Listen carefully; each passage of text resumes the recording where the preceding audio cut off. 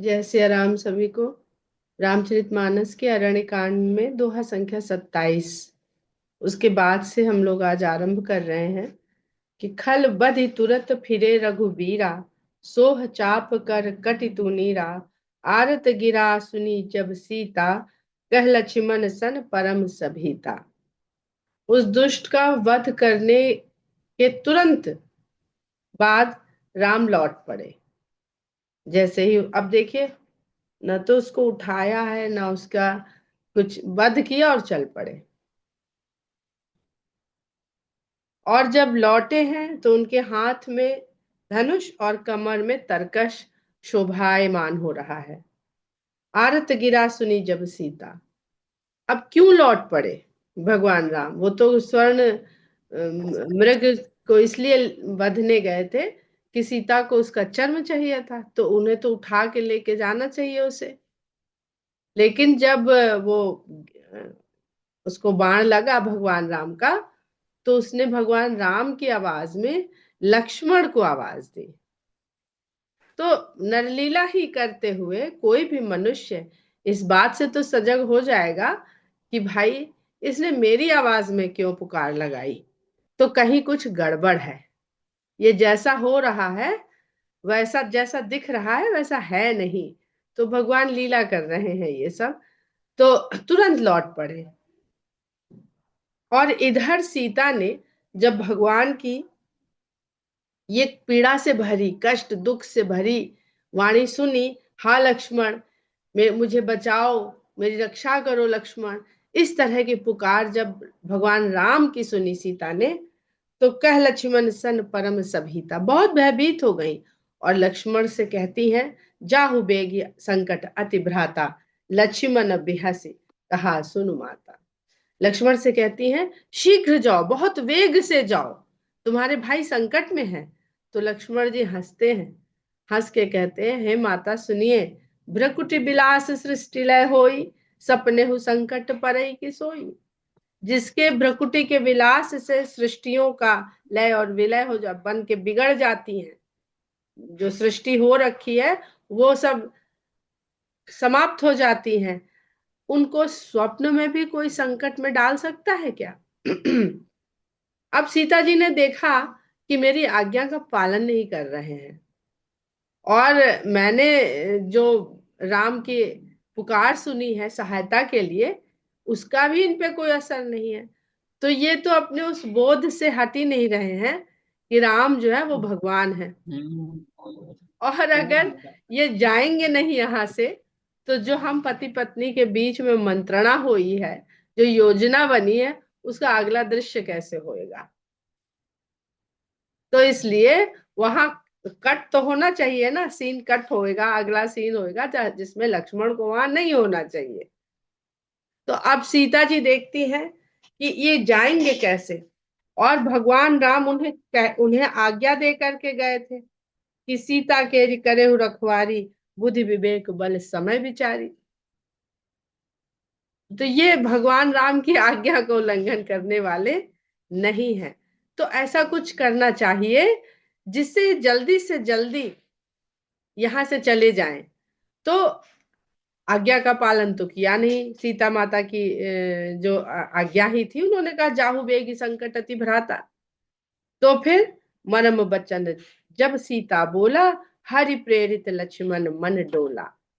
तब सीता जी ने बड़े मार्मिक वचन कहे, ऐसे वचन कहे, ऐसे मर्म वचन कहे जो किसी के भी हृदय में लग जाए, उसको आहत कर दे, उसे दुखी कर दे, दुख देने वाले सीता जी ने वचन कहे। गोस्वामी जी ने नहीं लिखा है। गोस्वामी जी कहीं माता सीता और लक्ष्मण के बीच के उस संवाद को लिखना भी हमारे आदित समझते हैं। क्योंकि लक्ष्मण जी जब राम के पास जाते हैं तो कहते हैं कि जो उन्होंने कहा है उसे आपके सामने मैं बोल नहीं सकता। तो जिन वचनों को लक्ष्मण जी ने सुना, ये उनकी अपनी जो मर्यादा है वो उनको रोकती है कि बड़े भाई के सामने वो उन शब्दों को कह नहीं सकते हैं। तो गोस्वामी जी उन शब्दों को लिख कैसे सकते हैं? क्योंकि लिखा जाएगा तो फिर पढ़ा भी जाएगा, गाया भी जाएगा। तो गोस्वामी जी वहीं पर अपनी लेखनी को मर्यादित कर देते हैं और उन बात को बस इतना सा शब्द लिख के कि मरम वचन जब सीता बोला, बस इतना कह के रोक देते हैं। जबकि सीता वहां पर कहती हैं कि भाई को यहां से गया हुआ देख कर, एकांत में मुझे पाकर तुम्हारी नियत में खोट आ गया है। तुम तो यहाँ पर भारत के भेजे हुए उन्हीं के प्रतिनिधि हो जो मौके की तलाश में थे, और आज जब राम के ऊपर संकट पड़ा तो तुम मुझको पाना चाहते थे, इसलिए तुम वहां से चल के आए थे। ऐसे ऐसे वचन सीता ने लक्ष्मण को कहे। अब लक्ष्मण जी को इससे भी फर्क नहीं पड़ता, क्योंकि सीधे सीधे वो तो वैराग्य का रूप है, और वैराग्य को क्या फर्क पड़ता है, मान अपमान से कोई फर्क नहीं पड़ता है। तो भगवान देख रहे हैं कि लक्ष्मण तो सीता के मर्म वचन से भी नहीं चलेंगे, तो हरि प्रेरित लक्ष्मण मन डोला। तब भगवान ने उनके मन को प्रेरित किया, और उनका मन सीता जी के वचनों को सुन करके डोल गया, यानी जो उनका कर्तव्य था वहां से थोड़ा खिसक गया, और उन्होंने सीता माता की बात को हृदय पे ले लिया और वहां से चल पड़े। बड़े दुखी होकर के लक्ष्मण जी चले थे, बड़े दुखी होकर। इस बात की कल्पना करिए कि लक्ष्मण जी का जो भाव रहा है सीता के प्रति, माता सीता के प्रति, वो अगर इस तरह के कटु और मर्म वचन कहेंगी तो लक्ष्मण जी की क्या स्थिति होगी। और अध्यात्म रामायण लिखता है इस तरह से, उसमें व्याख्या है, श्लोक है कि लक्ष्मण जी वहां से चल तो पड़े पर बड़े धीरे धीरे चले, उनके कदम भारी कदमों से वहां से चले। तो भारी कदमों से चले, उससे दो काम हुए। दौड़ के जाते तो राम तक पहुंचने में उनको समय कम लगता, धीरे धीरे जाएंगे तो यहाँ रावण को थोड़ा समय मिलेगा। जो अगला दृश्य अब होना है तो उतना समय तो रहना चाहिए ना, कि वो पता चला कि लेके आ गए और यहाँ तो कुछ हो ही नहीं पाया, तो फिर गड़बड़ हो गई स्क्रिप्ट पूरी। तो भगवान की ही प्रेरणा से उन्होंने, दुखी दुखी व्यक्ति कैसे जाता है, दुखी व्यक्ति दौड़ के जोश से उत्साह, अगर उनको ये होता कि हाँ हाँ भैया संकट में, तो क्या धीरे धीरे जाते, लपकते जोर से। तो सब कुछ योजना के अनुसार करने के लिए, और सब में पीछे जो है भगवान का ही हाथ है। बनदिस देव सौंप सब काहू, और तुरंत चल नहीं पड़े वहां से। वन, दिशा, इन सब के स्वामियों को सौंप दिया माता सीता को उनकी रक्षा के लिए, और चले जहां रावण शशि राहु, वहां चले जहां रावण रूपी शशि के लिए राहु रूपी श्री राम जी थे। अब रावण पर ग्रहण लगने वाला है, तो रावण पर ग्रहण लगने के लिए राम ही राहु के रूप में है, जो रावण का जो आतंक है उस पर ग्रहण लगेगा। सून बीच दस कंधर देखा, इधर रावण ने देखा कि सूना हो गया है, आश्रम अब कुटिया सूनी है, आवा निकट जति के बेसा, और वो सन्यासी का रूप धारण करके वहां पर आ जाता है। जाके डर सुर असुर डराही, निस न नींद दिन अन्न न खाही, सो दस शीस स्वान की नाई, इत उत चितई चला भड़िहाई। इम कुपंथ पग देत खगेसा, रह न तेज तन बुद्धि बल लेसा। कहते हैं कि जिसके डर से देवता और असुर सब डरे डरे फिरते हैं, किसके डर से, रावण के डर से। इतना उसका आतंक है कि देवताओं को रात में नींद नहीं पड़ती है और दिन में चैन से खा नहीं पाते हैं। हर समय भय समाया रहता है, चाहे देवता हो चाहे राक्षस हो। वो रावण कुत्ते की भांति चुप के, सूना देख के और चुपचाप जाके इत उत चितई चला भड़ियाई। जैसे कुत्ता देखता है कि मालिक इधर उधर है तो बर्तन में मुंह मार दे। आज एक बात बता रहे हैं, हमारी जो पेट है बहुत बर्तन, कल न्यू ईयर पार्टी थी तो बर्तन पूरे में किचन में फैला हुआ है, ऊपर भी नीचे भी। वो किचन में घुस गई और इस फिराक में रही होंगी कि किसी बर्तन में मुंह मार दे, भगवान जाने मारी भी होंगी। और जैसे ही हम गए, वो इतनी तेज वहां से, मेरे डांटने से पहले वो वहां से भागी तेजी से। तो ये कुत्ते की प्रवृत्ति होती है, उसका स्वभाव होता है, भड़िया यानी भाड़ में मुंह डालने के लिए। तो वो उस प्रकार चला जैसे कोई कुत्ता किसी के घर में घुसना चाहता है, उसके बर्तन में मुंह मारना चाहता है। ये क्यों हो गया ऐसा? ऐसा बलशाली रावण, जिससे सारा संसार थर थर कांपता है, वो श्वान की भांति जा रहा है। इम कुपंथ पत देत खगेशा। काकभूषुंडी जी कहते हैं, गरुण जी देखिए, कुमार्ग पे पैर रखते ही रह न तेज तन बुद्धि बल लेसा। न तो तन में तेज रह जाता है, न बुद्धि रह जाती है, और न बल रह जाता, लेश मात्र नहीं रह जाता है, अपने आप घट जाता है। कुमार्ग में चलने वाले व्यक्ति के भीतर भय अपना स्थान बना ही लेता है और सब हरण कर लेता है। नाना विधि करी कथा सुहाई, राजनीति भय प्रीति दिखाई। अब वहां आकर के सीता जी को अनेक प्रकार की कथाएं सुना रहा है। वो भी गोस्वामी जी नहीं लिखते हैं। वो सीता जी से कहता है कि हे सुंदरी, तुम तो परम सुंदरी हो, विश्व में सबसे अधिक सुंदर हो। और उनके पूरे शारीरिक सौंदर्य का बखान करते हुए कहता है, यहाँ कहाँ रह रही हो? ये जंगल में, कुटिया में, तुम तो ऐसे कुटिया के लायक हो नहीं। तुम तो बहुत सुख ऐश्वर्य भोगने के लायक लगती हो। ऐसा सौंदर्य तुमको, तुम्हारे पास है, जिसको कह दोगी वो तुम्हारे आगे बिछ जाएगा। इस प्रकार की बातें करता है। और सीता माता उसे अपना परिचय भी देती हैं कि हम फला राजा की पुत्री हैं और फला की वधू हैं, पुत्र वधू हैं, और ऐसे ऐसे हम यहाँ पे हैं। तो बातचीत करने का क्या तात्पर्य है यहाँ पर? यहाँ पर जो सांसारिक शिक्षा है या सबक है, स्त्री को ही लेकर के हम लोग समझ लेते हैं। यहाँ पे जीव को छोड़ देते हैं, थोड़ी देर स्त्री के ही हिसाब से इसको देखते हैं। स्त्रियां आजकल घर से बाहर निकलती हैं, पति का साथ देने के लिए निकलती हैं, या पुरुष के कंधे से कंधा मिला के अपने आप को सिद्ध, आज की स्त्री की बात कर रहे हैं, निकलती हैं। जब वो निकलती हैं तो सबसे पहली बात तो स्त्री की सुरक्षा सबसे ज्यादा उसके भवन में है। यदि निकलना भी पड़े तो साथ में कोई उसके साथ संरक्षक के रूप में पुरुष होने आवश्यक है।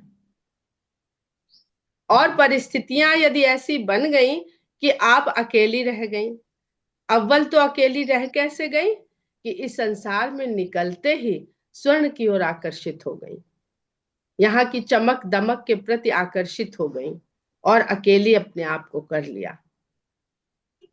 उसके बाद अब अकेली हैं तो आपकी बुद्धि विवेक ही आपका साथ है। आपको किससे बात करनी है, किससे बात नहीं करनी, आपकी सुरक्षा अपने हाथ है। आपको किस, पहले तो लोभ में भी पड़ी, और लोभ में पड़ने के बाद जो अपनी सीमा रेखा है उसका उल्लंघन भी कर दिया, तो फिर क्या हुआ कि खतरे में पड़ गई, संकट में पड़ गई। तो ये एक बहुत बड़ी शिक्षा है आधुनिक युग के लिए, स्त्रियों के लिए। आप सब कुछ करिए, लेकिन अगर आप अकेली हैं तो ये आप ही तय करेंगी। और जब संकट में पड़ जाती हैं तब विलाप करती हैं, चीखती हैं, चिल्लाती हैं कि कोई बचाओ, कोई बचाओ, कोई बचाओ। रोज यही हम लोग देखते हैं आज के उसमें।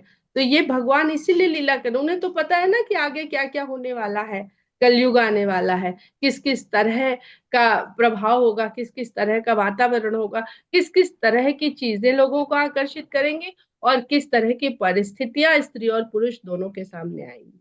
तो खाली रावण ही रावण के लिए शिक्षा थोड़ी है, उच्च कुलीन स्त्रियों के लिए भी शिक्षा, खाली शूर्पणखा के लिए शिक्षा थोड़ी है, खाली ताड़काई के लिए शिक्षा थोड़ी है। शिक्षा वो होती है जो समाज के, संसार के हर व्यक्ति के लिए उसमें कुछ ना कुछ या सब कुछ सीखने को हो। तो राजनीति भय प्रीति दिखाई, पहले तो प्रीति दिखाई उसने, रावण ने, कि मेरे साथ चलो। अभी तो दूसरी तरह की प्रीति दिखा रहा, क्योंकि अभी सन्यासी के वेश में है, तो प्रेम पूर्वक उनसे बातें कर रहा है। और फिर उसके बाद राजनीति की बात करता है, और फिर उन्हें भय भी दिखाता है, जंगल का भय, तरह तरह के भय दिखाता है। जब हम लोग कभी वाल्मीकि रामायण पढ़ेंगे तो शायद ये सब हम लोग विस्तार से उसमें जान सकेंगे। कह सीता सुन जति गोसाई, जब बात बढ़ के इस प्रकार की बात करने लगे रावण जी, जो सन्यासी के वेश में आए थे, तो सीता जी ने कहा, हे यति स्वामी, बोले हूँ बचन दुष्ट की नहीं। आपकी जो बातचीत करने का ढंग है वो सन्यासियों जैसा नहीं है। आपकी बातचीत का ढंग तो दुष्टों के जैसा है, सांसारिक जैसा भी नहीं है। सांसारिक व्यक्ति भी अपनी किसी पराई स्त्री से बात करता है तो एक मर्यादा का ध्यान रख के बात करता है। आजकल तो स्त्री पुरुष बहुत बातचीत करते हैं, इस तरह का काम है सबका, लेकिन अपनी अपनी मर्यादा का सब लोग ख्याल रखते हैं। तो और वो तो दुष्टों की तरह बात कर रहा है। तब रावण ने निज रूप दिखावा। तब रावण अपने असली वेश में। अब देखिए यहाँ पर क्या हो रहा है, शूर्पणखा और रावण में क्या फर्क है? कोई फर्क नहीं है। शूर्पणखा स्त्री है तो वो सुंदरी का रूप रख के आई है, भीतर उसके भी काम भावना है। और यहाँ पर रावण ने भी अपनी काम भावना ही सीता के साथ, गोस्वामी जी ने नहीं लिखा है, वो नहीं लिखेंगे। वो माता सीता के लिए किसी दूसरे के मन में वचन में क्या है वो भी नहीं लिखेंगे वो। पर अन्य रामायण में ये लिखा गया है।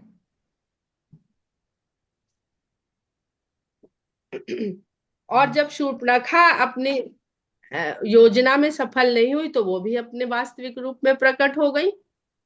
उसी तरह से जब रावण अपनी योजना में सफल नहीं हुआ तो वो भी अपने वास्तविक रूप में प्रकट हो गया। तो शूर्पणखा को भी दंड दिया और रावण को भी दंड दिया।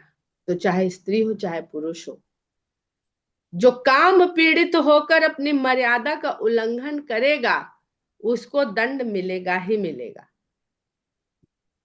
शूर्पणखा को तो खाली नाक कान काटा, रावण का तो वध कर दिया। तो काहे लोग कहते हैं कि स्त्री के साथ बुरा व्यवहार किया? उसी बात के लिए रावण का वध होता है जिस बात के लिए शूर्पणखा खाली नाक कान काटे जाते हैं। शूर्पणखा ताड़ना जैसे अत्याचार का प्रतीक है, शूर्पणखा विषय वासना का प्रतीक है, अहिल्या तृष्णा का प्रतीक है, इसलिए अहिल्या को दंडित नहीं किया जाता है। तृष्णा है, फिर पश्चाताप है, अपनी तृष्णा को नहीं कंट्रोल कर पाई है, पर पश्चाताप है। तो पश्चाताप है तो वहां दंड नहीं है, वहां फिर भगवान उसका उद्धार करते हैं। पश्चाताप से ही तो पाप कटते हैं, तो शास्त्रों में धर्म में सब जगह लिखा है। लेकिन अगर पश्चाताप नहीं है और ये है कि अपने को ही सही सिद्ध करना है, तब तो दंड ही उसके लिए सही परिणाम है। कह सीता धरि धीरज उगाढ़ा, आई गयो प्रभु रहु खल ठाढ़ा। जब अपने स्वरूप में आ गया तब सीता जी ने कहा कि जरा धीरज रखो, अभी ठहरे रहो, जरा ही देर में मेरे स्वामी आने वाले हैं। जिम हर बुध क्षुद्र सस चाहा, भय सिकाल बस निश्चर नाहा। जैसे सिंह की पत्नी को अर्थात शेरनी को खरगोश पाना चाहे, तेरी ऐसी ही इच्छा हो गई है। तू काल के वशीभूत हो गया है, राक्षसों का स्वामी, तू काल के वशीभूत है, इसलिए तेरे मन में ऐसी इच्छा का उदय हुआ है। सुनत बचन दस शीस रिसाना, मन महु चरण बंदी सुख माना। सीता के वचन सुन करके रावण बहुत क्रोधित हुआ, लेकिन मन महु चरण बंदी सुख माना, लेकिन मन ही मन उसने सीता माता की चरण वंदना करके सुख को प्राप्त किया। हर मनुष्य यहाँ पर, ये तो जय और विजय में से है एक, तो भले ही वो शाप के बस तामस देह पाके उस कर्म के बंधन में पड़ गए हैं, पर भीतर से उनका जो वास्तविक स्वरूप है वो वैकुंठ निवासी भगवान के निकट का ही है। तो जो वास्तविक स्वरूप है वो उनका भी लुप्त नहीं हुआ है। और वो इसलिए मन ही मन वो जान रहे, तो माता लक्ष्मी हमारी माता है, तो मन ही मन में प्रणाम करते हैं।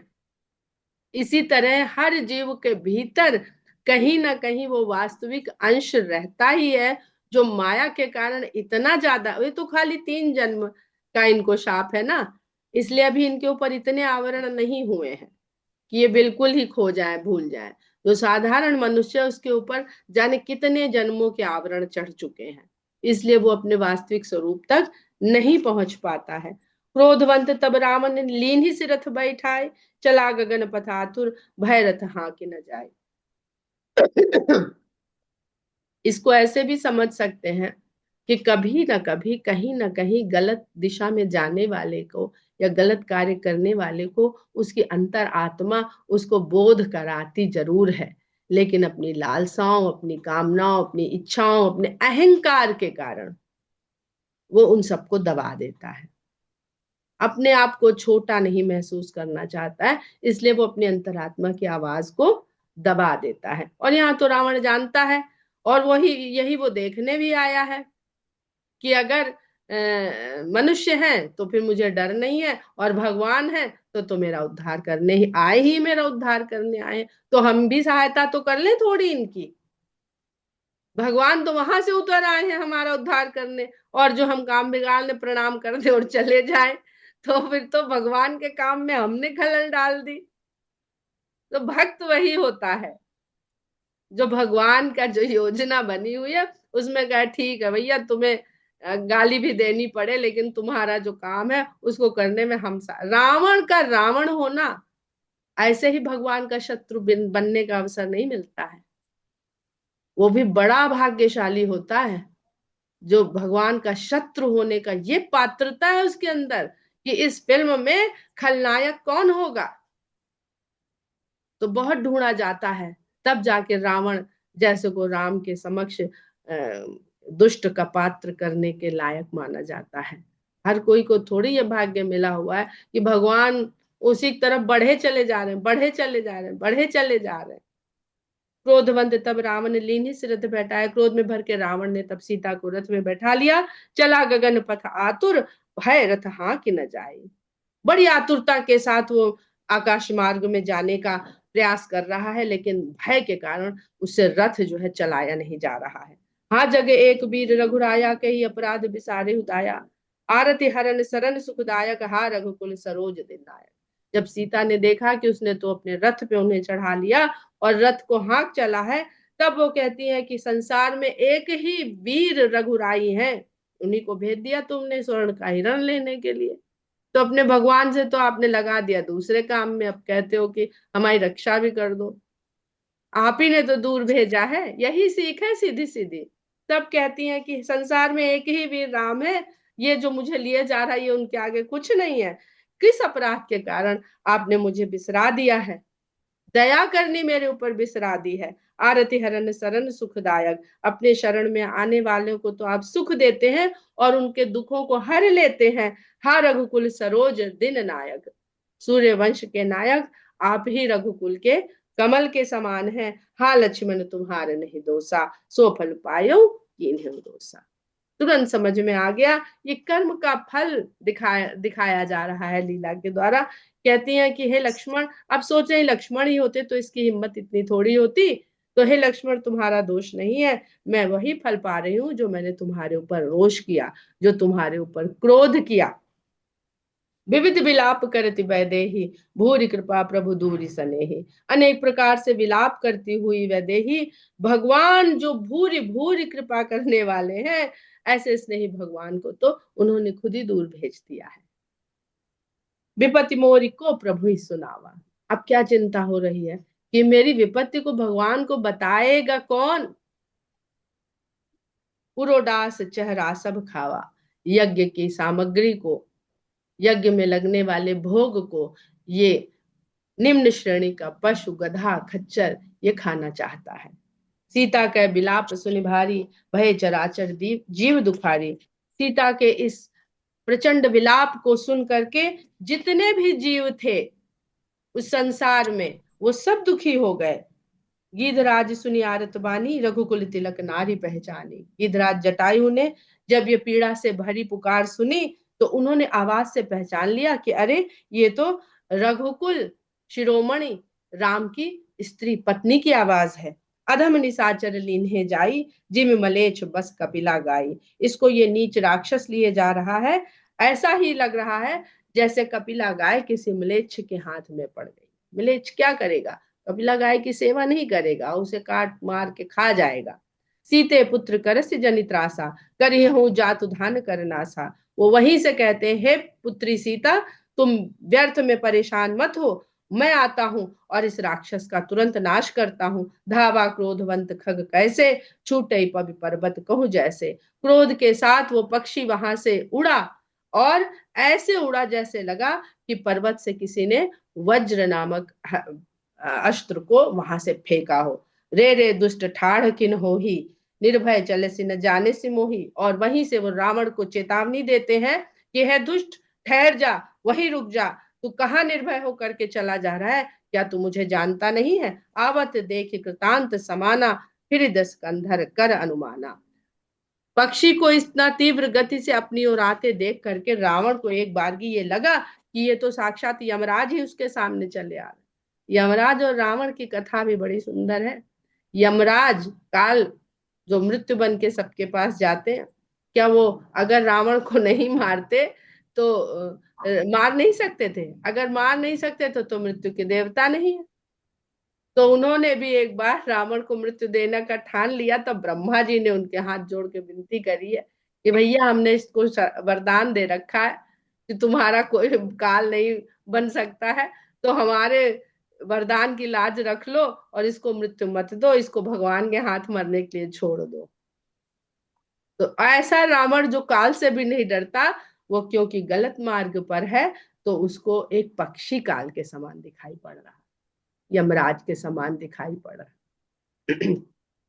फिर दस कंधर कर अनुमाना, उसको देख करके फिर रावण ने अपने मन में अनुमान लगाया कि मैनाक की खगपति होई, क्या ये मैनाक पर्वत ही उड़ता हुआ चला आ रहा है, या ये पक्षीराज गरुण है। मम बल जान सहित पति सोई। लेकिन अगर गरुण भी हैं तो वो तो अपने स्वामी सहित मेरे बल को पहचानते हैं, क्योंकि विष्णु और रावण का युद्ध हो चुका है। बहुत पूर्व में, जब राम रूप में अवतार लेने से पहले विष्णु और रावण का युद्ध हो चुका है। जाना जरठ जटायु एहा, मम कर तीरथ छाण ही देहा। जब वो और पास आया तो उन्होंने पहचान लिया, अरे ये तो बूढ़ा जटायु है, यह लगता है अपने प्राण देने, मेरे हाथ रूपी तीर्थ में ही इसको प्राण जाने हैं, इसलिए अपने खुद ही मृत्यु के निकट चला आ रहा है। सुनत गीध क्रोधातुर धावा, कह सुन रावण मोर सिखावा। जब जटायु ने यह सुना कि रावण उससे इस प्रकार कह रहा है कि अच्छा तू बूढ़ा जटायु मेरे हाथ मरने के लिए आ रहा है, तो वो और क्रोध में भर के उसकी ओर दौड़े और रावण से कहते हैं, तज जानकी ही कुशल ग्रह जाहू, ना ही तस हुई है बहुबाहु। कि जानकी को छोड़ दो और अपनी कुशलता चाहते हो तो घर लौट जाओ, नहीं तो 20 भुजाओं वाले बहुबाहु, बहुत बाहों वाले, तुम मेरी बात सुन लो। राम रोष पावक अति घोरा, हुई है सकल सलब कुल तोरा। राम की क्रोध रूपी अग्नि में तुम्हारा पूरा कुल शलभ यानी पतंगे के अनुसार उसमें जल के राख हो जाएगा, खत्म हो जाएगा। उतर न देत दसानन जोधा, तब ही गीध धावा करी क्रोधा। रावण ने उसकी इस बात का उत्तर नहीं दिया। तब जटायु ने रावण के ऊपर क्रोध में भरकर आक्रमण कर दिया। धरि कच बिरथ की न मही गिरा, सीत ही राख गीध पुनि फिरा। उसने रावण के बाल पकड़ करके उसे रथ से नीचे गिरा दिया। धरि कच बिरथ की न मही गिरा, धरती पर गिरा दिया और सीता जी को संभाल के रख के और फिर पलट के रावण के ऊपर हमला बोलने चल दिया। चोचन मारी बिदारे से देही, दंड एक भई मूर्छाते ही। अपनी चोचों से मार मार के रावण के शरीर को विदीर्ण कर दिया, चीर फाड़ दिया, और एक घड़ी के लिए तो रावण मूर्छित हो गया। तब सक्रोध निशिचर खिसियाना, काढ़े सी परम कराल कृपाना। और जब उसकी मूर्छा टूटी तो वो खिसियाता हुआ और क्रोध में बढ़ गया कि एक पक्षी की इतनी बिसात हो गई कि मेरे ऊपर आक्रमण भी किया और मुझे पराजित सा भी कर दिया। क्योंकि एक तो रावण का तेज घटा हुआ है और दूसरा उसकी जो आत्मविश्वास है, वो इतना आत्मविश्वास है कि वो किसी को गिनता ही नहीं है। इस चक्कर में वो उस तरह से उसने अपना बचाव नहीं किया और इस कारण जटायु से घायल हो गया। काढ़े से परम कराल कृपाना, और फिर उसने अपनी तलवार को सुधारा। काटे से पंख परा खग धरनी, सुमिर राम कर अद्भुत करनी। उसने जटायु के एक पंख को काट दिया, जिससे जटायु धरती पर गिर पड़े और भगवान की अद्भुत लीला का स्मरण करने लगे। सीते ही जान चढ़ाई बहोरी, चला उताइल त्रास न थोरी। रावण ने फटाफट सीता जी को फिर से रथ पे चढ़ाया और उतावला होकर के बहुत तेजी से भाग पड़ा, जैसे उसके मन में जो भय था वो अभी कम नहीं हुआ था। करत बिलाप जाति नभ सीता, व्याध विबस जनु मृगी सभीता। नभ मार्ग से सीता जी विलाप करती हुई इस प्रकार जा रही हैं, जैसे लग रहा है किसी शिकारी के हाथ में हिरनी फंस गई हो। गिर पर बैठे कपिन निहारी, कही हरि नाम दीन पटडारी। ऊपर से जाते हुए उन्होंने नीचे पर्वत पर वानरों को बैठे देखा और हरि का नाम लेकर के अपने वस्त्र से एक टुकड़ा फाड़ कर उस टुकड़े को वहां पर कही हरिनाम दीन पट डारी, वहां पर डाल दिया। ए विदिशी तही सो लय गयऊ, बन अशोक महराखत भयऊ। इस प्रकार वो सीता को लेकर के चला गया और अपने महल के अंतःपुर में बसे हुए अशोक वाटिका में वहां पे उनको रख दिया, छोड़ दिया। हारि पराखल बहुविधि, भय अरुप्रीत दिखाई, तब अशोक पाद पतर राखिस जतन कराई। वहां पर ले जाकर के उस दुष्ट ने सीता जी को बहुत प्रकार से प्रेम दिखाकर और भय दिखाकर अपनी ओर करना चाहा, लेकिन जब सीता जी उसके अनुसार नहीं चली, तब हार करके उसने अशोक वाटिका में उनको रखने का यत्न किया, यानी उनके पहरे में बहुत सारी राक्षसियां वहां पर लगा दी। जय विधि कपट कुरंग संग, धाई चले श्री राम, सो छवि सीता राखी उर, रटति रहति हरि नाम। जब हमारे से कोई गलती हो जाती है तो हमें बार बार ये याद आता है, ये कदम नहीं उठाया होता, ऐसा नहीं किया होता, तो ये जो इतना बड़ा हमें दिख रहा है ये कुछ नहीं। तो काश उस एक पल को कहीं से मिल जाए समय और हम उसको पलट दे जा करके। तो उसी प्रकार सीता जी बस राम की उसी छवि को ध्यान में लगाए हुई हैं, जब वो कपटी हिरन के पीछे पीछे संग में वो चले गए थे और उसी छवि को हृदय में बसाई हुई सीता जी भगवान का नाम रटती हुई वहां पर रह गई। हम लोग यहीं पर विराम करते हैं और आगे कल पढ़ेंगे। जय सिया राम। जय सिया राम।